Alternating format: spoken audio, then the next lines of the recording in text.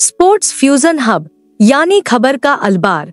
प्यारा दोस्तों, मैं सारा हूँ। वीडियो शुरू करने से पहले अगर आपने अभी तक चैनल को सब्सक्राइब नहीं किया है तो कृपया चैनल को सब्सक्राइब करें और वीडियो को लाइक करना न भूलें। केवल 200 लाइक।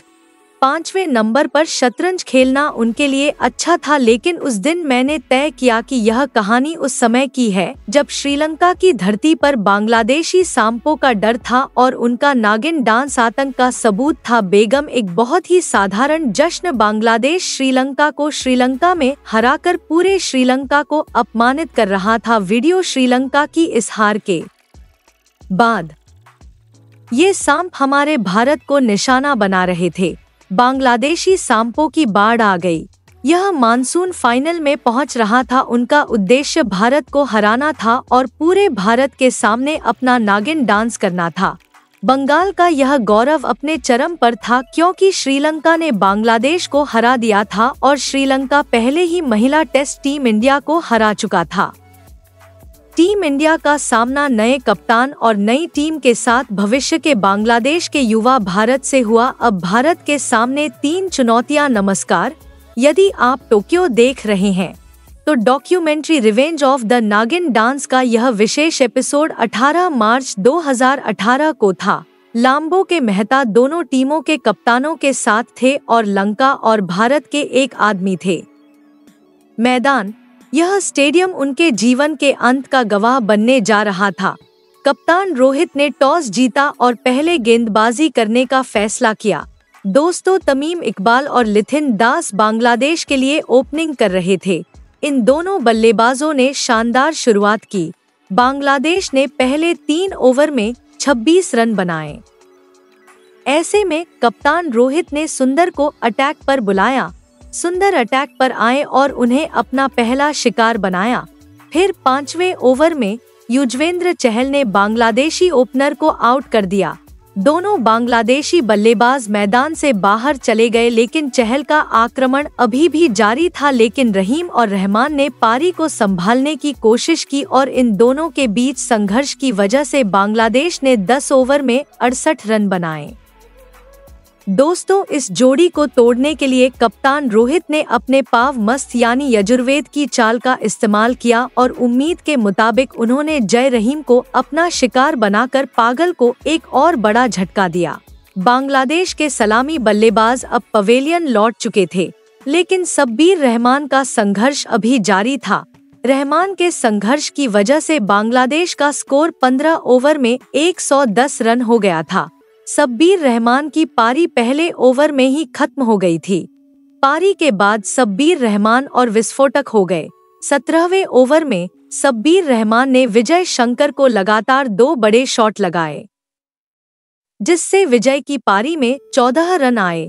दोस्तों, शब्बीर का विस्फोट अब शुरू हो चुका था। बल्लेबाजों में गलतफहमियां पैदा हुई। विजय और सागर की खराब गेंदबाजी के कारण बांग्लादेश ने 18वें ओवर में 145 रन बनाए। 19वें ओवर में उनादकट ने शब्बीर रहमान का विकेट लिया और टीम इंडिया बांग्लादेश को थोड़ी राहत मिली, लेकिन तब तक शब्बीर रहमान पाकिस्तान के खिलाफ 77 रनों की बड़ी पारी खेल चुके थे। बांग्लादेश की पारी में 1 ओवर बचा था और वह ओवर लॉर्ड सरदूल ने फेंका। सरदूल के संकीर्ण ओवर में मेहदी हसन मिराज ने 18 रन बनाए और बांग्लादेश का स्कोर 166 हो गया। 40 रन पर 3 विकेट खोने के बाद बांग्लादेश ने 66 रनों का सम्मानजनक स्कोर हासिल किया। ये रहा बांग्लादेश का स्कोर कार्ड और ये रहा भारतीय गेंदबाजों का स्कोर कार्ड।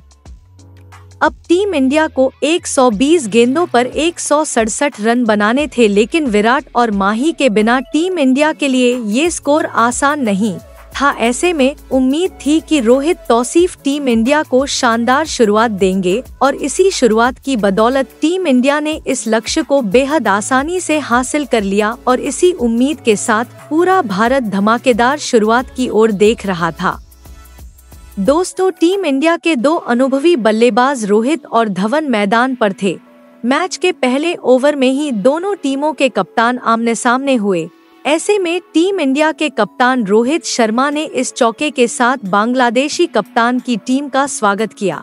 बांग्लादेश शुरू से ही अपनी स्पिन से टीम इंडिया पर हमला करना चाहता था और इस हमले को जवाबी हमले में बदलने के लिए बांग्लादेशी कप्तान ने पारी के दूसरे ओवर में अपने दूसरे स्पिनर मेहंदी हसन राज का इस्तेमाल किया। कप्तान रोहित शर्मा ने मेहंदी हसन को 2 चौके और 2 चौके लगाकर 17 रन दे दिए। टीम इंडिया ने पावर प्ले में शानदार शुरुआत की। कप्तान रोहित शर्मा सुरेश रैना के इस विकेट के साथ भांगड़ा की ये मामूली वापसी बड़ी वापसी में बदल गई। लेकिन उस दिन कप्तान रोहित का इरादा खुशहाल का गाना था। एक तरफ टीम इंडिया लगातार अपने बड़े विकेटों के लिए खेल रही थी, वहीं दूसरी तरफ कप्तान रोहित शर्मा बांग्लादेशी सांपों को चित कर रहे थे। दोस्तों, उस दिन कप्तान रोहित शर्मा ने अकेले पावर प्ले में 39 रन बनाए और पावर प्ले खत्म हो गया और टीम इंडिया का स्कोर 2 विकेट पर 56 रन हो गया। पावर प्ले अब खत्म हो चुका था, मैच खत्म हो चुका था और सब कुछ टीम इंडिया के कंट्रोल में था। ये वैसे ही चल रहा था जैसा टीम इंडिया को चाहिए था। ऐसा लग रहा था कि ये मैच पूरी तरह से टीम इंडिया के कंट्रोल में है और टीम इंडिया एक तरफ है। 10वें ओवर में टीम इंडिया ने राहुल का विकेट गंवा दिया। अब अगली 60 गेंदों में टीम इंडिया को 83 रनों की जरूरत थी। रोहित शर्मा जंग के मैदान में लक्ष्य के करीब थे और हिटमैन ने पहले ओवर में 50 रन जड़ दिए और इन 50 रनों के बाद टीम इंडिया को सबसे बड़ा झटका कप्तान रोहित के रूप में लगा जब टीम के इस गेंदबाज ने 42 गेंदों में 56 रन बनाकर पाकिस्तान की उम्मीदें खत्म कर दी। कप्तान रोहित शर्मा अब टीम इंडिया का साथ छोड़ चुके हैं। 15 ओवर में खेल खत्म हो गया।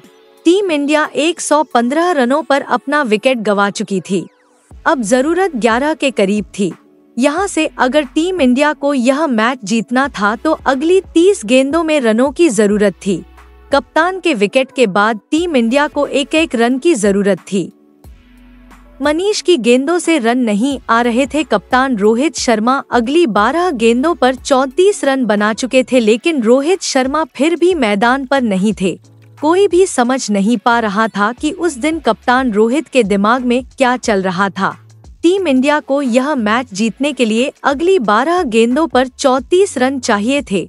दोस्तों, भारत अपने हिसाब से बल्लेबाजी कर रहा था। उन हिसाब से भारत यह मैच पहले ही हार चुका था। फिर ऐसे में फाइनल डेफिनेशन डीके की एंट्री हुई और भारत की सारी निगाहें रोहित शर्मा पर और रोहित शर्मा की निगाहें पूरी बांग्लादेश पर थी।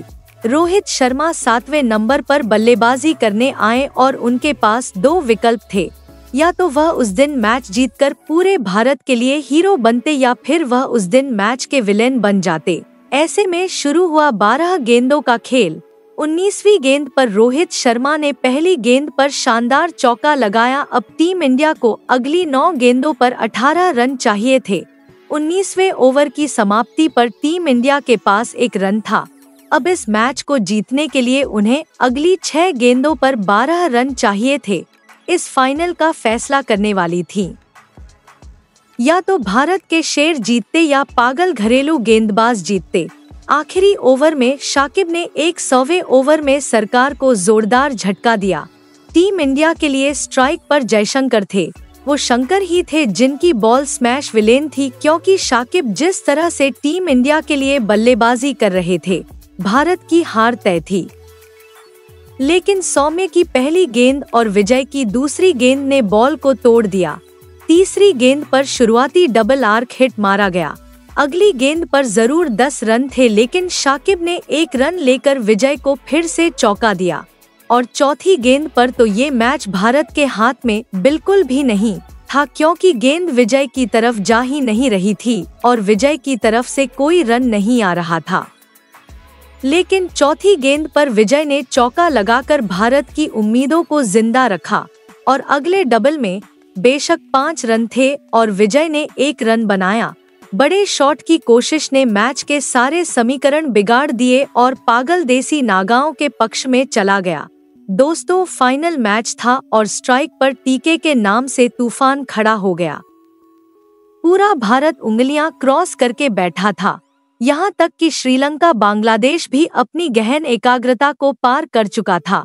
इसलिए देश के लोग एक साथ शॉट का इंतजार कर रहे थे। लोगों का जश्न अब प्रार्थना में बदल गया और सभी ने उस दिन डीके के लिए प्रार्थना की। पूरा भारत और पूरा श्रीलंका एक ही धुन में डीके के लिए प्रार्थना कर रहा था। भारत को मैच की आखिरी गेंद जीतने के लिए 5 रन चाहिए थे। सरकार ने हैंड मारा और उनके सामने दिनेश गांधी ने ऑफसाइड तालियां खेल दी। जल्द ही मैदान में मौजूद प्रशंसकों ने उन्हें चुप करा दिया। जल्द ही दिनेश कार्तिक दोनों देशों के हीरो बन गए। कार्तिक ने पागल देसी नागाओं के जबड़े से मैच जीत लिया। आउटिंग एक जश्न का मामला था। सभी खिलाड़ी मैदान में भाग गए। कोई उन्हें डांट रहा था तो कोई उनकी तारीफ कर रहा था। कहा जाता है कि यह मैच सबसे अच्छे माचो मैचों में से एक था और बांग्लादेश आज भी इस मैच को याद करके रोता है। उस दिन डीके ने न केवल एक गेंद पर 29 रन बनाए बल्कि भारत को ट्रॉफी भी दिलाई और ड्रेसिंग रूम की इज्जत भी बरकरार रखी। दिनेश कार्तिक ने ऐसा खेल खेला, भारत का हर व्यक्ति उन्हें मिस करता है। मैं सिर्फ उनका नाम ले रहा हूँ। दिनेश कार्तिक ने शानदार प्रदर्शन किया। भारतीय बल्लेबाजों का स्कोर कार्ड और यहाँ बांग्लादेश के बल्लेबाजों का स्कोर कार्ड। मैच के बाद कप्तान रोहित शर्मा ने भारतीय झंडे के साथ श्रीलंका का झंडा फहराकर अपमान का बदला लिया। उस दिन मैंने विजय को ऊपर भेजने का फैसला किया। दोस्तों, यह अच्छा है क्योंकि मैं चाहता था कि एक अनुभवी खिलाड़ी को नीचे रखा जाए और ऐसा नहीं हुआ।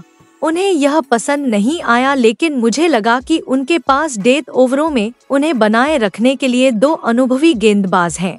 इसलिए फिजुल और रुबेन, उन्होंने टूर्नामेंट में डेथ ओवरों में अच्छी गेंदबाजी की है। इसलिए मैं चाहता था कि दिनेश उन्हें अनुभव देने के लिए वहां रहें। दोस्तों, इस रोमांचक क्रिकेट अपडेट देखने के लिए धन्यवाद। सभी नवीनतम क्रिकेट हाइलाइट्स और अपडेट के लिए हमारे चैनल को सब्सक्राइब करना न भूलें। हम जल्द ही हाइलाइट्स के साथ वापस आएंगे।